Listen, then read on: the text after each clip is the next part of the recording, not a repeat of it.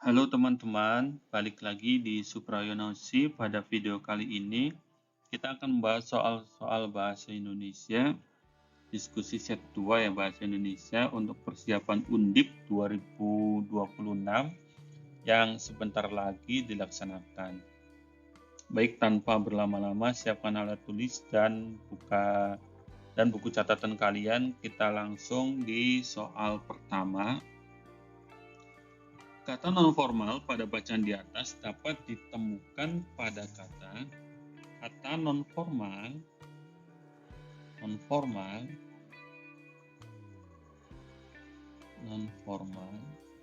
bentar.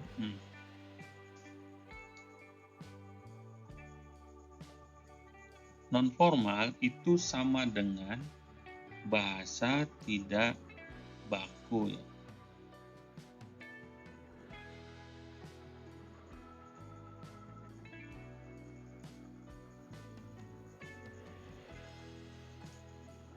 Jadi bisa dikatakan bahasa tidak baku. Baik, kita langsung ke opsinya saja ya. Karena opsi-opsi yang ada di sini itu semuanya ada di teks. Kata melulu ini juga ada ya. Ada tidak kira? Oh, ada ini. Ya. Kewirausahaan tidak melulu, nah ini. Tidak melulu, tidak hanya ya, tidak hanya. Itu sudah masuk ke formal ya, atau baku. Kemudian kata mentolerir ini ada di sini. Tolerir. Secara penulisan kata dasarnya pun ini sudah salah. Jadi ini hanya salah satu yang salah. Ya, hanya mentolerir. Kata dasarnya itu toleransi. Bukan tolerir, tapi toleransi. Kalau misalkan diberikan imbuhan menasal, harusnya huruf T-nya itu melebur. Dari kata toleransi, kemudian berubah menjadi menoleransi. T-nya itu lebur atau hilang. Jadi di opsi A itu hanya salah satu yang salah atau yang tidak bakunya, kata mentolerir. Kemudian opsi B, efisien dan coping. Coping ini serapan dari bahasa Inggris ya.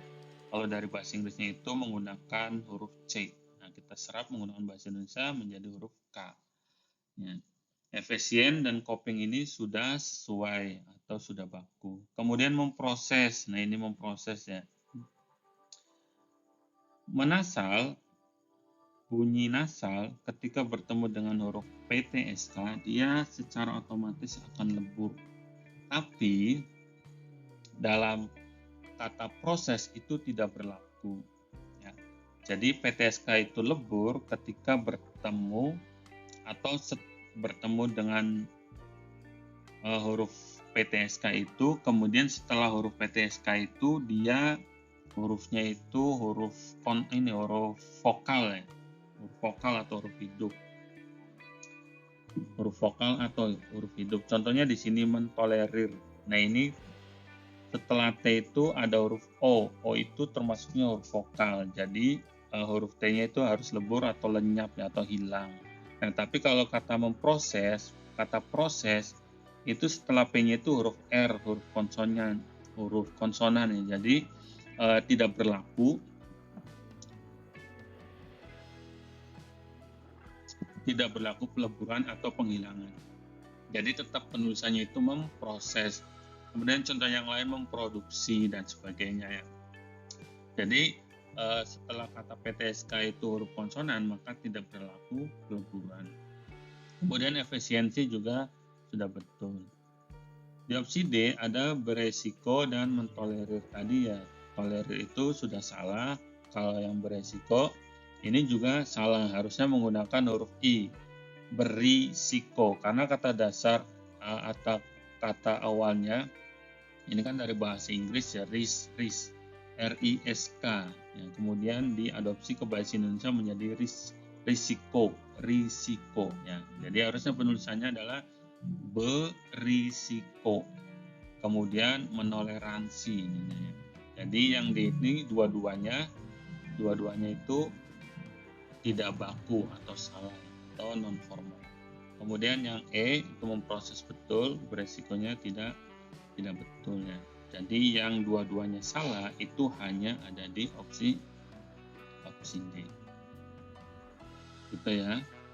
Kemudian nomor 2, kalimat dalam bacaan tersebut tidak efektif. Nah, kalau yang namanya tidak efektif itu berarti biasanya secara umum di bahasa Indonesia itu yang dikatakan efektif ada beberapa kata yang maknanya sama, kemudian kata yang sering berulang-ulang padahal maknanya sama begitu.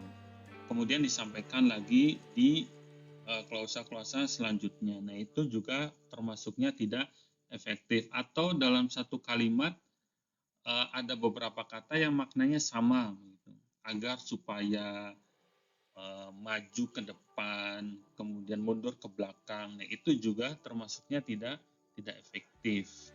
Nah, kalau konteksnya di kalimat keempat, tidak semua mahasiswa yang mencoba terjun dalam dunia kewirausahaan itu gagal lalu berhenti. Nah, ini sudah efektif ya. Tidak ada kata-kata atau diksi-diksi yang sama maknanya atau berulang-ulang begitu. Kemudian di opsi B atau kalimat yang kelima, ada beberapa mahasiswa tetap terus. Ya, ini konteksnya bukan pengulangan ya, tapi menegaskan saja. Tetap terus mempertahankan usahanya di tengah banyaknya kendala dan hambatan. Kemudian opsi C, kalimat yang ketiga, wira swasta adalah seseorang yang jeli menemukan peluang usaha, mendirikan, mengelola. Nah, ini tidak ada pengulangannya. Misalnya pengulangan seperti ini, wira swasta adalah seorang yang jeli menemukan peluang usaha, peluang mendirikan, peluang mengelola. Itu dikatakan tidak efektif, tapi di kalimat yang ketiga itu sangat efektif ya. Paling nanti ada beberapa kata atau diksi yang tidak tepat begitu, tapi itu sebetulnya tidak mempengaruhi keefektifan dalam kalimat. Kemudian opsi C, wira swasta adalah seorang yang jeli. Oh, ini sudah tadi. Opsi D, kewirausahaan tidak melulu berkaitan dengan soal bisnis dan perdagangan. Nah, ini juga sudah efektif. Kemudian opsi E di kalimat yang ke-8, artinya semakin banyak pengalaman yang dihadapi individu tersebut, semakin, nah ini ya, semakin lebih. Nah, jadi diulang lagi begitu. Semakin lebih mentolerir peluang-peluang beresiko. Semakin tahan, nah ini diulang lagi. Nah, semakin tahan terhadap situasi serta memiliki kapasitas efektif daripada sebelumnya. Nah, ini banyak pengulangan kata. Nah, jadi yang tidak efektif itu yang lebih tepat ada di kalimat yang ke-8 atau opsi E ya. Nah, itu jawabannya. Kemudian nomor 3, pernyataan di bawah ini yang tidak sejalan dengan isi paragraf pertama. Oke, kita baca dulu paragraf yang pertama.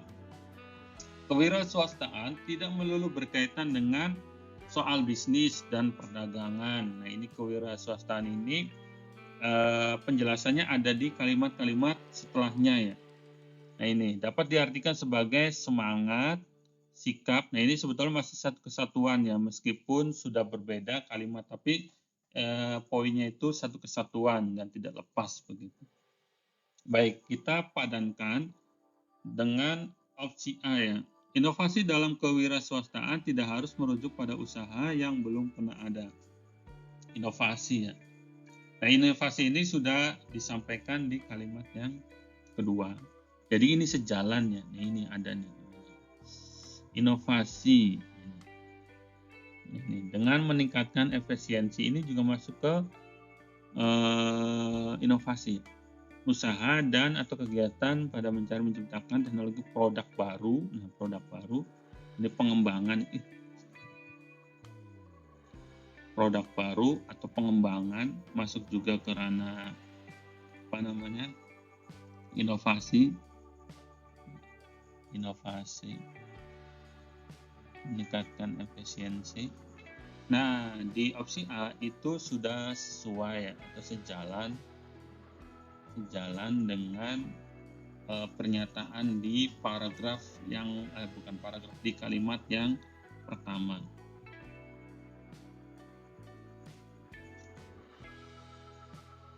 Nah ini, jadi konteksnya ada semuanya ya, dari sejalan. Oke, kemudian bagian B, wira swasta adalah pelaku kewirausahaan. Nah ini juga sudah disampaikan di kalimat yang ketiga, ya. Masih ada di paragraf pertama.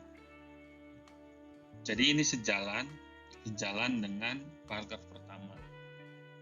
Kemudian opsi C, karakter dalam kewirausahaan tidak bisa lepas dari kreativitas swasta. Nah ini juga ada ini, kemampuan individu dalam menangani usaha dan atau kegiatan yang mengarah pada upaya mencari, menciptakan. Nah ini juga sesuai dengan ini karakternya ya, tidak lepas dari kreativitas atau menciptakan itu sama. Sebagai karakter wirausaha harus dimiliki dalam menjalankan kewirausahaan. Nah ini terbalik ya, harusnya kewirausahaan itu yang menciptakan karakter, bukan karakter menciptakan kewirausahaan. Kewirausahaan tidak melulu kaitan dengan bisnis dan perdagangan. Itu dapat diartikan sebagai semangat. Nah ini, jadi bukan semangatnya memunculkan kewirausahaan, tapi kewirausahaanlah yang memunculkan atau mengartikan sebagai bentuk semangat, sikap, dan perilaku. Nah ini terbalik ya di opsi D itu. Opsi D terbalik. Tapi kita cek dulu di opsi E-nya, kewirausahaan tidak bisa lepas pada keikutsertaan teknologi dalamnya. Ini disampaikan di kalimat 2 dan 3, tapi lebih tepatnya ada di kalimat yang kedua. Nah ini ya. Nah jadi yang tidak sejalan dengan isi paragraf pertama yaitu ada di opsi D. Karena terbalik, bukan karakter yang menciptakan kewirausahaan, melainkan kewirausahaanlah yang munculkan karakter begitu. Kemudian nomor 4, kalimat yang tidak tepat. Nah itu sudah disinggung ya sebelumnya, di nomor sebelumnya. Ada diksi atau pilihan kata yang tidak tepat. Di sini opsinya ada kalimat 3, kemudian kalimat yang keempat, kalimat yang ketujuh, dan kalimat yang ke-8.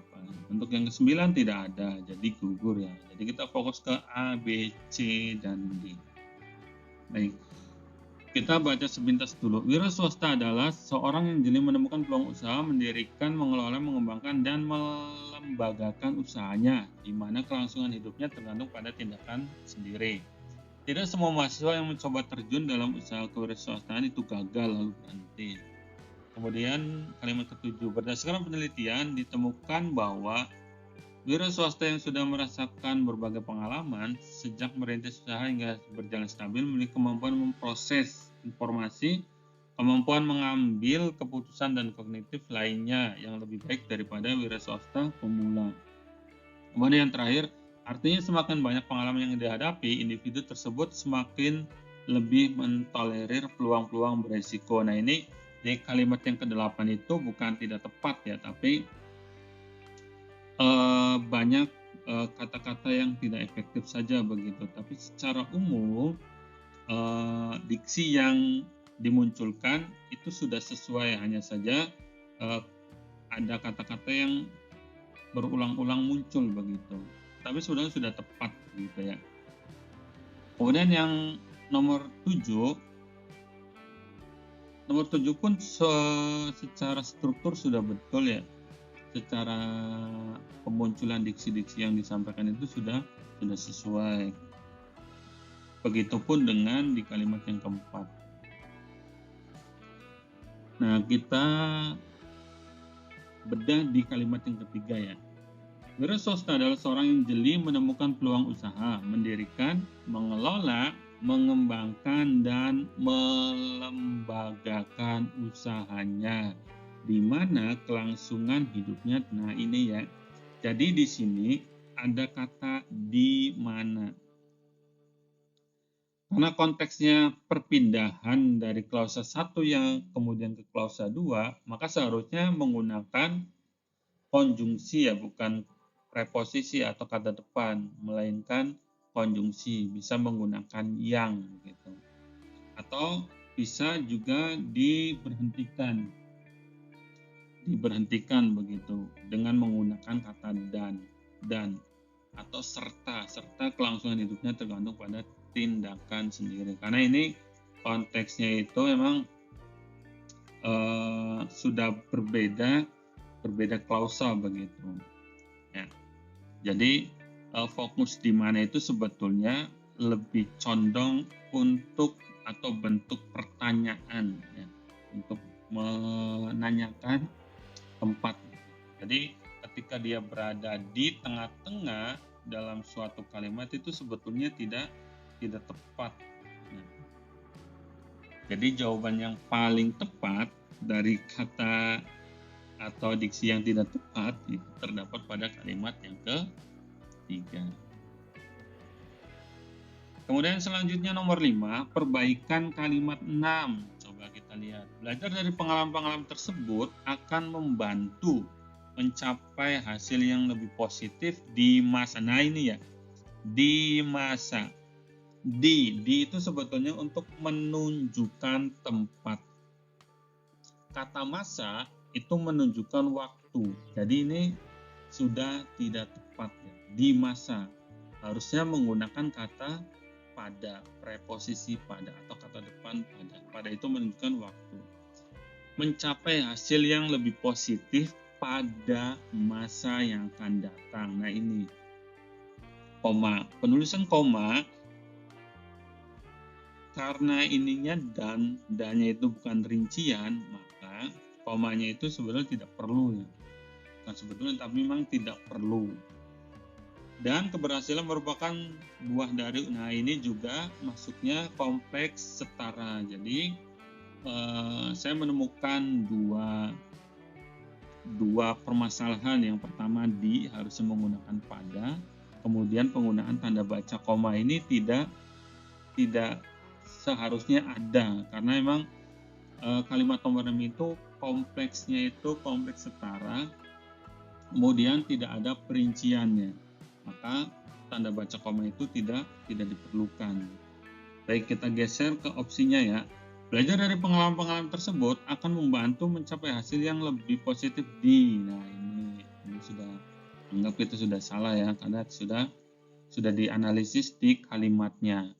Kemudian opsi B, belajar dari pengalaman-pengalaman tersebut akan membantu mencapai hasil yang lebih positif pada. Oke, betul nih, pada masa yang akan datang. Nah ini juga tidak ada tanda koma ya. Jadi di opsi B ini sudah masuklah kategori perbaikan kalimat di kalimat yang ke-6.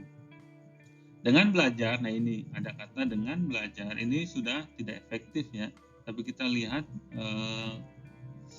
bacaan selanjutnya, pengalaman-pengalaman yang tersebut akan membantu pada hasil-hasil yang pada masa pada yang akan datangnya. Ini ada koma, jadi kita anggap gugur, anggap salah. Kemudian melalui belajar, nah ini juga sebenarnya tidak efektif ya. Akan membantu hasil yang lebih positif di, nah ini juga nih di ya. Meskipun di sini tidak ada koma, tapi di sininya tidak sesuai. Belajar dari pengalaman-pengalaman tersebut akan terbantu mencapai hasil yang lebih positif pada masa ini sudah betul. Nah, kemudian ada koma lagi. Jadi, perbaikan yang tepat pada kalimat ke-6 itu adanya di opsi B. Kemudian nomor 6, masalah yang dibahas. Nah, ini topik utamanya ya, topik pembahasan dari teks di atas. Masalah yang dibahas pada bacaan tersebut adalah ini. Transformasi digital telah mengubah berbagai kebiasaan dan cara hidup masyarakat serta kalangan industri. Pemerintah Jepang sudah mulai memperkenalkan, nah ini ya. Nah, ini topik yang dibahasnya ini. Society 5.0 atau masyarakat teknologi ini. Nah, jadi teknologi ini kemudian dijelaskan pada kehidupan manusia dalam artikelnya. Kemudian pertumbuhan ekonomi, perkembangan teknologi seharusnya bertujuan untuk itu bukan hanya bagi bagian kalangan. Dalam hal ini Big Data dan Internet of Things akan berubah bentuk menjadi kecerdasan buatan menyentuh setiap aspek kehidupan masyarakat. Cara ini akan mengubah kebiasaan dan kehidupan dalam berbagai aspek seperti kesehatan, finansial, dan sebagainya. Nah, jadi yang dibahas itu konteksnya adalah Society 5.0. Coba kita padukan dengan jawabannya, mewujudkan tempat yang masyarakatnya dapat menikmati hidup. Nah, ini bukan topik utamanya ya, tapi ini penjelasan dari topik-topik utama.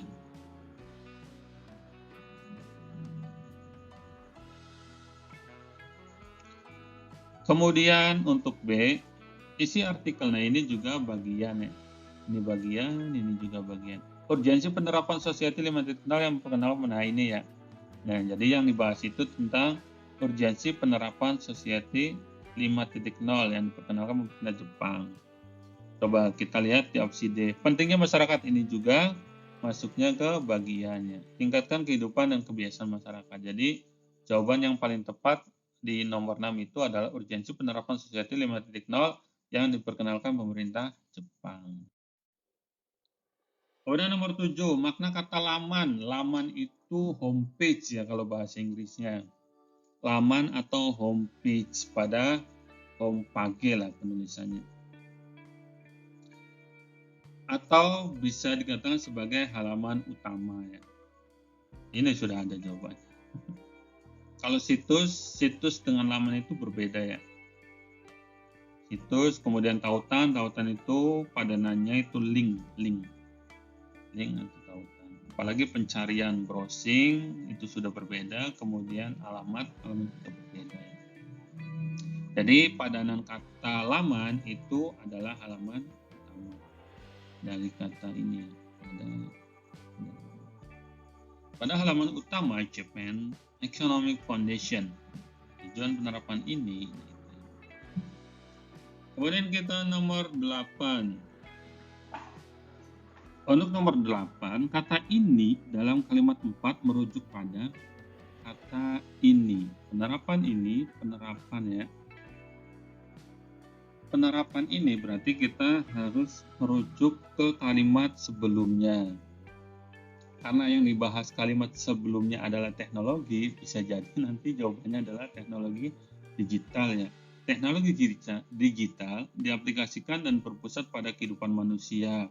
Dalam artikel Mayumi Fukuyama pada laman Japan Economic Foundation, tujuan penerapan ini itu merujuk ke penerapan teknologi digital ya. Jadi ketika kita dihadapkan pada konteks rujukan, berarti kita harus mengambil pondasi-pondasi kalimat sebelumnya ya. Begitu. Kenapa bukan Society 5.0? Karena konteksnya Society ini garis besar. Kemudian dia juga berada di kalimat yang kedua, jauh daripada kalimat keempat begitu. Jadi sebelum kalimat yang keempat itu ada kalimat yang ketiga. Nah, jadi secara kebahasan atau analisisnya penerapan ini itu merujuknya ke teknologi digital. Jadi jawabannya adalah C. Kemudian nomor 9, kata kecerdasan dalam kata kecerdasan buatan pada kalimat 1 semakna dengan para ilmuwan sedang mengembangkan kecerdasan buatan atau artificial intelligence atau AI ya. Nah, baik. Kita bedah satu-satu dulu. Kita bedah dulu. Nah, intelektual di opsi A itu biasanya merujuk pada orangnya ya atau sifatnya begitu. Kemudian intelijensia adalah sinonim yang sudah paling tepat secara leksikal dengan kecerdasan buatan, atau di bahasa Indonesia itu namanya akal imitasi begitu. Sesuai dengan namanya artificial intelligence. Intelligence itu adalah padanan katanya atau sinonimnya itu sama dengan kecerdasan ya. Yaitu daya atau kemampuan memahami, mengolah informasi dan memecahkan masalah. Kemudian pandai itu bentuk ininya kata sifatnya. Kemudian pikiran alat untuk berpikirnya. Kemudian ketajaman kaitannya dengan fokus pada sifat atau ketajaman, tidak memiliki kedekatan makna atau kelas kata yang setara dengan kata benda atau kecerdasan. Karena kecerdasan itu merujuknya ke kata benda. Jadi jawaban yang tepat itu ke intelijensi. Yes. Kemudian nomor 10, kata yang paling tepat untuk melengkapi bagian rumpang pada kalimat yang ke-6. Nomor 6, yakni dengan merekrut 4 peserta kemudian. Merekrut 4 peserta. Kemudian titik-titik elektrode di otak mereka untuk memantau kejang dan epilepsi. Nah, kata yang tepat untuk bagian rumpang meletakkan, memakaikan, menempelkan, memasang, dan menanam. Kata meletakkan itu biasanya ini ya, untuk benda-benda tertentu begitu.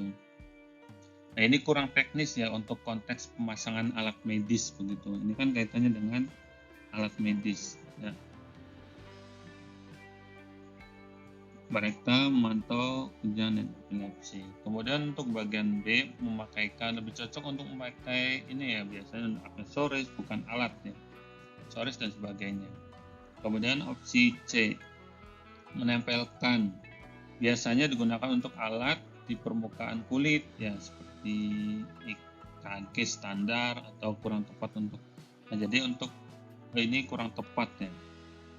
Kemudian opsi D, memasang, yakni dengan merekrut 4 peserta, kemudian memasang elektrode di otak. Nah, ini ya, istilah ini paling umum digunakan untuk tindakan menempatkan atau menyembahkan ya. Ini perangkat perantau atau perangkat pemantau seperti elektrode pada objek penelitian pasien. Nah, ini sangat cocok ya, sangat tepat ya. Tapi kita lihat ke bagian E-nya, menanam. Menanam ini spesifiknya untuk implan bedah. Biasanya untuk bedah-bedah implan, kemudian lebih fleksibel ya, menjadi standar dalam kalimat ilmiah untuk kegiatan ini. Jadi yang lebih tepat itu adalah memasang. Kemudian nomor 10, lawan kata mengandalkan pada kalimat 13 adalah. Lawan kata mengandalkan pada kalimat 13 adalah, hal ini disebabkan karena sistem ini mengandalkan kata andal itu percaya ya, mempercayakan aktivitas otak yang direkam dari orang yang mengucapkan kalimat dengan keras. Opsi A, menyaksikan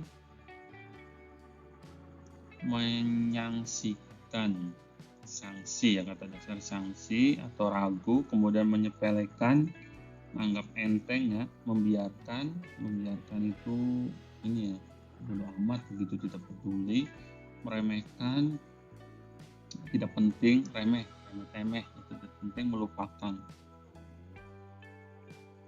lupa kaitan dengan ingatan. Hal ini disebabkan karena sistem ini mengandalkan, mempercayakan aktivitas otak yang direkam dari orang yang mengucapkan kalimat dengan keras ya. Jadi makna atau lawan kata mengandalkan, andal itu dapat percaya. Nah, itu yang lebih tepat adalah sanksi ya. Sanksi itu ragu. Percaya, kemudian ragu. Nah, itu lawan kata. Kemudian nomor 12, manakah inti kalimat yang tepat dari kalimat ketiga? Namun, menurut para ahli, kecerdasan buatan ini nantinya akan membantu komunikasi pasien yang tidak dapat berbicara atau mengetik. Nah, sebelumnya kita sudah membahas mengenai inti kalimat ya, Inti kalimat itu yang terpenting ini ya, ada subjek dan predikat. Jadi untuk keterangan dan sebagainya itu bisa dihilangkan terlebih dahulu. Karena yang kita bicarakan adalah inti kalimat. Jadi kalau inti kalimat itu berisi subjek dan predikat. Baik, kita bahas dulu. Namun ini bisa dihilangkan. Menurut para ahli ini juga keterangan, ini konjungsi, namun kemudian menurut para ahli keterangan, ini dihilangkan. Kemudian kecerdasan buatan. Kecerdasan buatan, nah ini subjeknya ya. Ini itu mempertegas kecerdasan buatan, jadi tidak usah ya. Ini nantinya, nah itu. Ini tidak usah dimunculkan. Akan membantu, akan ini kata kerja bantu ya. Kata kerja bantu dari predikat membantu. Jadi ini tidak usah dimunculkan. Jadi yang dipakai yang pertama tadi ini ya. Subjeknya ini kecerdasan buatan. Predikatnya membantu predikatnya. Objeknya komunikasi pasien. Yang tidak dapat, yang tidak dapat ini keterangan. Jadi ini tidak usah ya. Ini tidak usah. Jadi inti kalimatnya dari kalimat yang ketiga itu adalah kecerdasan buatan membantu komunikasi pasien. Coba kita lihat di opsinya ya, opsi A. Nah ini opsi A ya ada. Ini opsi A. Menurut para ahli tidak usah kecerdasan, namun kecerdasan buatan membantu pasien, ini juga tidak. Jadi jawaban yang paling tepat ya ada di opsi A ya, karena dia sudah memenuhi sebagai inti kalimat. Di kalimat itu yang penting dia ada subjek dan predikat. Karena di sini opsinya sampai objeknya, ya sudah tidak apa-apa. Yang penting kecerdasan buatan membantu, subjek predikatnya ada. Berbeda dengan yang lainnya ini ada keterangan, ini tidak usah ya. Ini juga ini keterangan juga gitu sampai di sini. Kemudian namun itu tidak usah dimunculkan dalam kalimat. Gitu ya. Kemudian nomor 13, pernyataan yang tidak tepat sebagai perbaikan bacaan. Oke. Di nomor 13, pernyataan yang tepat sebagai perbaikan bacaan tersebut.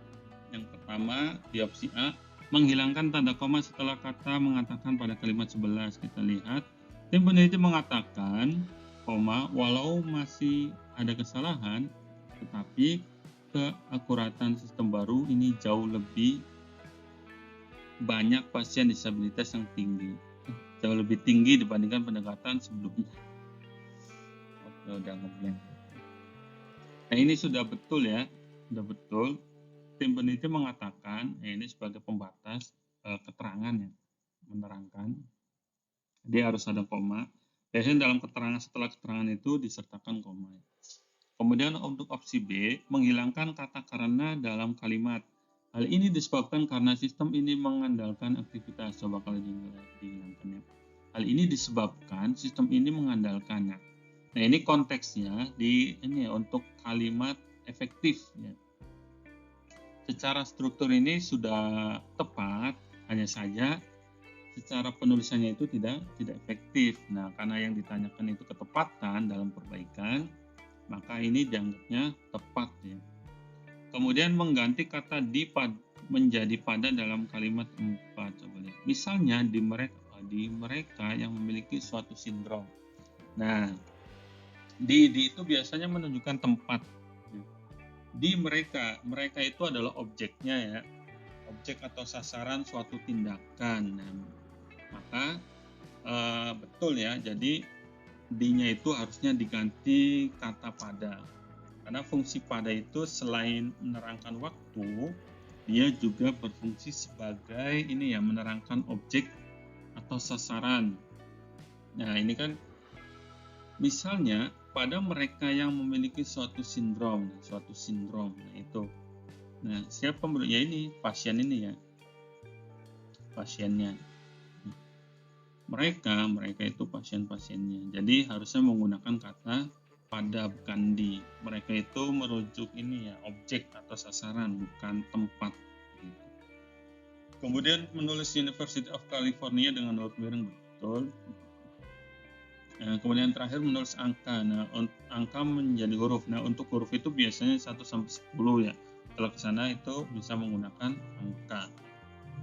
Jadi jawaban yang paling tepat itu adalah C. D-nya itu diganti menjadi pada. Kemudian nomor 14, gagasan pada paragraf 1 bacaan tersebut akan menjadi runtut apabila urutan kalimat-kalimatnya adalah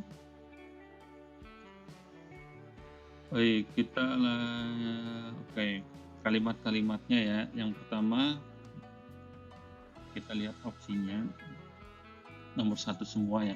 Hakim Mahkamah Konstitusi menolak seluruh permohonan yang diajukan Perludem dan Koalisi Perempuan Indonesia terkait syarat pilkada pasal 1 angka 6. Undang-undang pilkada itu menyebut bahwa pemilih pemilu adalah penduduk yang berusia paling rendah 17 tahun atau pernah kawin yang terdaftar dalam pemilihan. Dalam pertimbangan Hakim MK, Undang-Undang Pilkada berfungsi menguatkan batasan dalam menentukan siapa yang berhak menggunakan hak pilih. Direktur Eksekutif Perludem, Titi Anggraini mengaku sangat menyayangkan keputusan Mahkamah Konstitusi yang menolak seluruh permohonan terhadap pasal 1 angka 6 Undang-Undang Nomor 8 Tahun 2015 tentang Pilkada. Menurut Titi, Komisi Pemilihan Umum sebagai penyelenggara rentan dipolitisasi karena persoalan daftar pemilih tetap yang dianggap tidak valid, apalagi jika terjadi sengketa pemilu. Keputusan ini bakal memperumit kerja penyelenggara pemilu dalam proses pemutakhiran data pemilihan berlapisan persyaratannya. Tadi yang saya bacakan ada di opsi A, tapi kita lihat di opsi yang lainnya. Hakim menolak ya. Kemudian penjelasan undang-undang pilkada itu seperti apa, kenapa menolak, kemudian dijelaskan di sini ya. Kemudian pertimbangannya Hakim MK Undang-Undang Pilkada berfungsi menguatkan batasan dalam menentukan siapa yang berhak menggunakan hak pilih ya. Nah ini jadi konsekuensi atau pertimbangan dari hakim ini dijelaskan ini ya, siapa yang berhak menggunakan hak pilih. Nah ini sudah ada penjelasannya di kalimat sebelumnya ya, rendah 17 tahun, kemudian dipertegas dalam pertimbangan. Kemudian di kalimat yang ke-6 ya, direktur eksekutifnya menyayangkan, kemudian menyampaikan, kemudian konsekuensi putusan ini bakal merumit ya. Jadi jawaban tepat itu ada di A. 15. Opini yang terdapat dalam bacaan tersebut. Coba kalimat ya. Biasanya kalau opini itu berisi pendapat. Karena bacaan tersebut yang menunjukkan pendapat hanya di kalimat yang ketiga dan ke-6.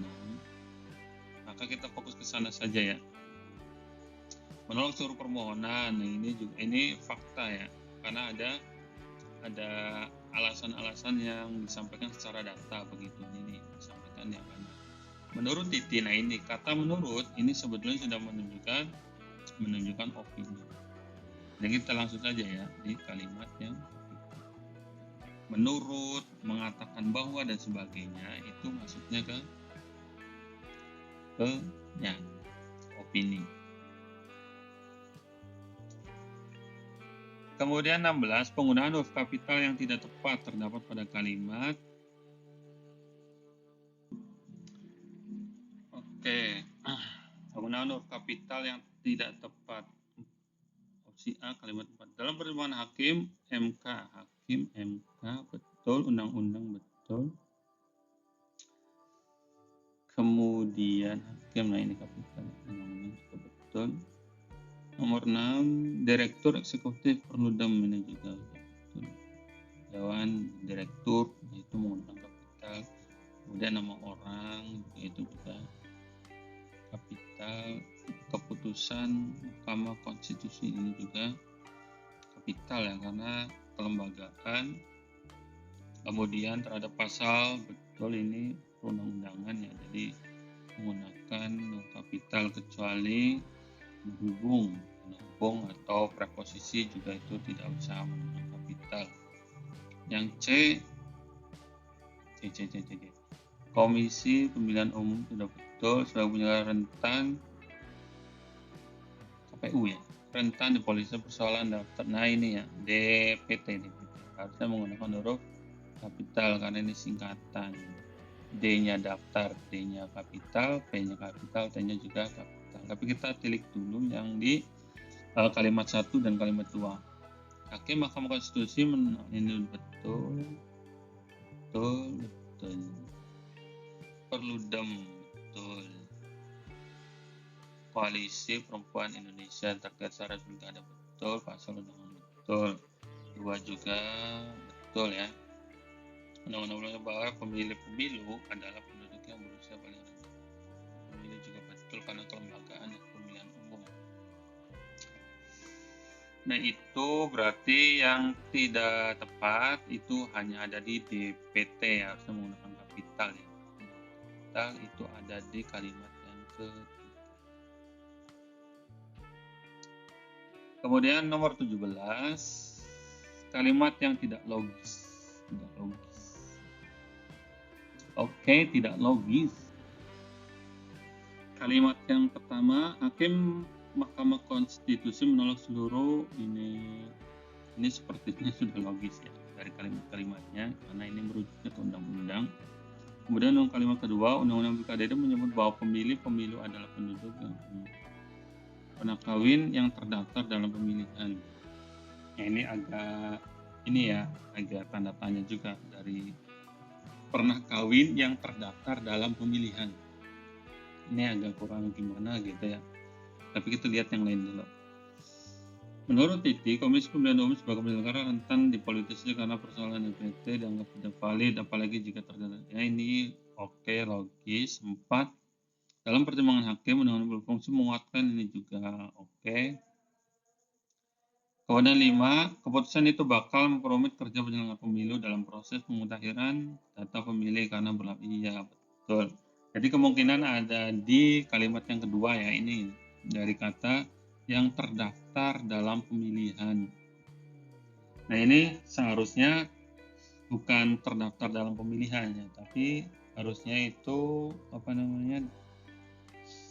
dia terdaftar dalam daftar pemilih. Jadi bukan ke acaranya begitu, tapi lebih tepat ke orangnya begitu, atau tamu lah. Misal kita mengadakan suatu acara, nah kita itu bukan kita masuk ke dalam rangkaian acaranya, bukan ya di dalamnya, tapi kita sebagai tamunya begitu.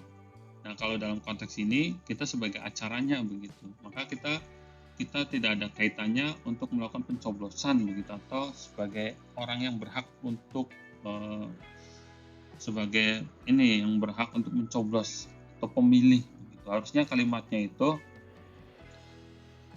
Undang-Undang Pilkada itu menyebut bahwa pemilu adalah penduduk yang berusia paling rendah 17 tahun atau sudah atau pernah kawin yang terdaftar dalam daftar pemilih ya. Jadi harusnya menggunakan kata pemilih, terdaftar dalam pemilih, atau bisa juga terdaftar dalam daftar pemilih. Bukan pemilihannya, karena pemilihannya itu ke rangkaian acaranya ya, bukan ke ini. Jadi jawaban dari kalimat yang tidak logis itu ada di kalimat yang kedua. Kemudian nomor 18 nya ini kelewat jauh ya. Ini 18, 19 dan 20 ini terakhir ya.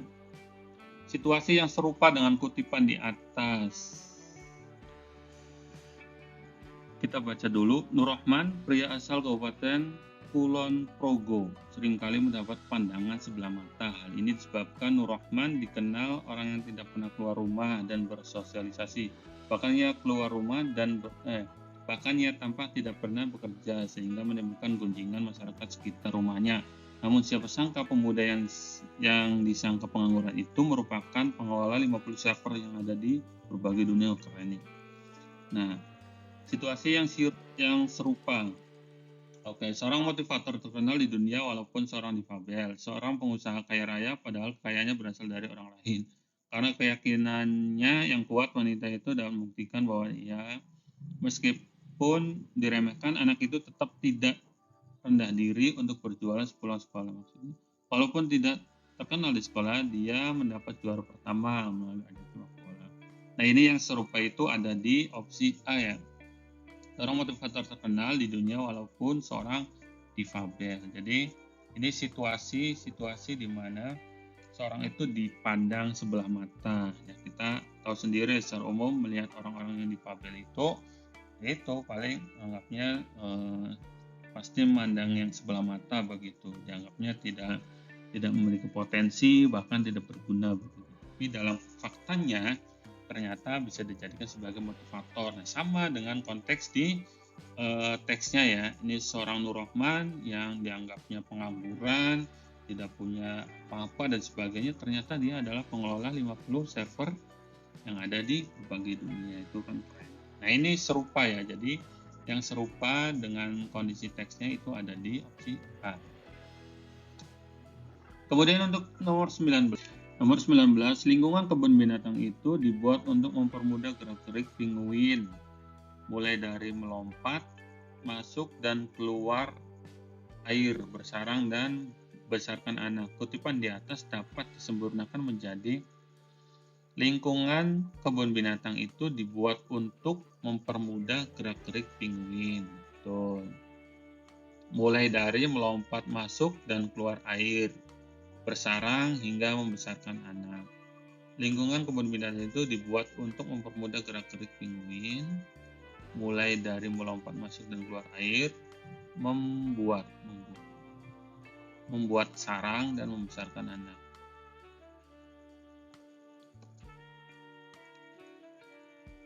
Kemudian untuk opsi C,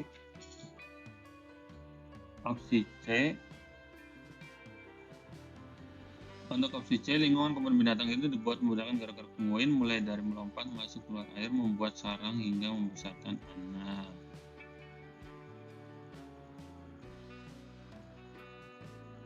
Lingkungan kebun binatang itu dibuat untuk memudahkan gerak-gerik pinguin, mulai dari lompat, masuk air, bersarang dan membesarkan anak. Lingkungan kebun binatang itu dibuat untuk mempermudah gerak-gerik pinguin, mulai dari lompat, masuk air, bersarang hingga. Nah, ini konteksnya ini ya, bersarang, kemudian membuat sarang. Membuat itu berarti proses ya. Kalau dilihat dari konteks kalimatnya, lingkungan kebun binatang ini dibuat untuk mempermudah gerak-gerik pinguin, mulai dari melompat masuk air, keluar, bersarang dan membesarkan anak. Nah, ini konteksnya. Jadi kita sesuaikan dengan konteksnya agar lebih sempurna begitu ya.